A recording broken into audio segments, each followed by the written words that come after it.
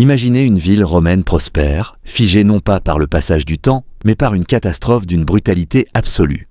Pompéi n'est pas une ruine ordinaire, c'est l'empreinte précise d'un instant, capturée avec une fidélité presque scientifique. Nous sommes en l'an 79 après Jésus-Christ, sous le règne de l'empereur Titus, fils de Vespasien et second souverain de la dynastie flavienne. Son règne est court, à peine 2 ans, mais il sera marqué à jamais par une série de catastrophes naturelles, dont l'éruption du Vésuve. Pompéi, située dans la baie de Naples, est alors une ville florissante d'environ 10 à 15 000 habitants. C'est un centre économique actif, alimenté par le commerce, l'agriculture et la viticulture grâce à des sols volcaniques particulièrement fertiles. La ville reflète parfaitement la société romaine, avec ses hiérarchies sociales visibles dans l'architecture. Les riches vivent dans des domus luxueuses décorées de fresques complexes, tandis que les classes populaires habitent des insulae plus modestes.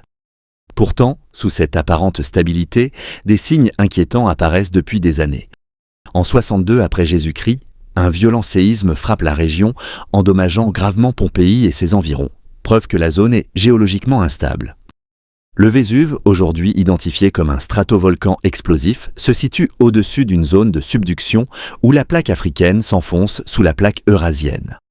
Ce processus géologique entraîne une accumulation de magma riche en gaz, particulièrement visqueux et explosif. Le 24 août 79, vers midi, une explosion majeure se produit. Une colonne éruptive s'élève à plus de 30 km d'altitude, projetant dans l'atmosphère des millions de tonnes de cendres, de gaz volcanique et de fragments rocheux. Ce type d'éruption, appelé plinien, est décrit en détail par Pline le Jeune dans ses lettres à Tacite.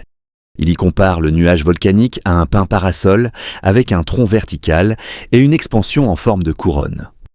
Dans les premières heures, Pompéi est recouverte de lapilli, de petites pierres volcaniques qui tombent en continu. Leur accumulation atteint parfois plusieurs mètres, provoquant l'effondrement progressif des toitures sous leur poids.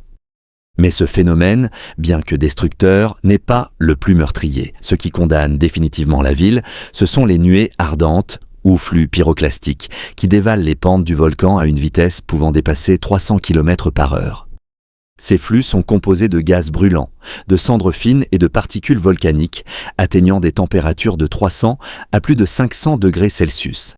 Ils se déplacent comme une avalanche incandescente, annihilant toute forme de vie sur leur passage. Les recherches modernes montrent que la majorité des victimes ne sont pas mortes asphyxiées, mais victimes d'un choc thermique extrême. La chaleur intense a provoqué une vaporisation quasi instantanée des fluides corporels et un arrêt immédiat des fonctions vitales. Des études ostéologiques ont révélé des fractures spécifiques liées à la contraction musculaire violente sous l'effet de la chaleur. Dans certains cas, le crâne a même explosé sous la pression thermique interne. Après le passage des flux pyroclastiques, la ville est progressivement ensevelie sous plusieurs mètres de dépôts volcaniques. L'absence d'air et l'environnement minéral empêchent la décomposition classique des matériaux organiques. Avec le temps, les corps disparaissent, mais laissent des cavités précises dans la cendre solidifiée. Au XIXe siècle, l'archéologue Giuseppe Fiorelli met au point une technique révolutionnaire consistant à injecter du plâtre dans ces cavités. Cette méthode permet de reconstituer les positions exactes des victimes au moment de leur mort. On observe des gestes, des expressions, des tentatives de protection, figées avec une précision saisissante. Pompéi devient ainsi une archive exceptionnelle de la vie quotidienne romaine. Contrairement à d'autres sites archéologiques, elle ne montre pas seulement des structures, mais des instants de vie interrompus brutalement. Les fouilles révèlent des détails rares, graffitis politiques, publicités murales, menus de taverne, mais aussi des objets du quotidien comme des outils, des bijoux ou des restes alimentaires carbonisés. Aujourd'hui, les technologies modernes comme la tomographie par scanner permettent d'analyser l'intérieur des moulages sans les détruire. On peut étudier les os, les dents et même détecter des pathologies ou des carences alimentaires. Certaines analyses isotopiques permettent également de retracer les origines géographiques des habitants, révélant une population plus diverse qu'on ne l'imaginait, avec des individus venus d'autres régions de l'Empire.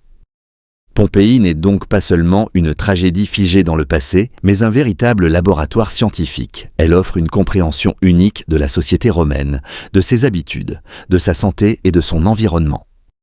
Elle rappelle aussi la puissance imprévisible des phénomènes naturels, capables de transformer une ville entière en une capsule temporelle en l'espace de quelques heures seulement.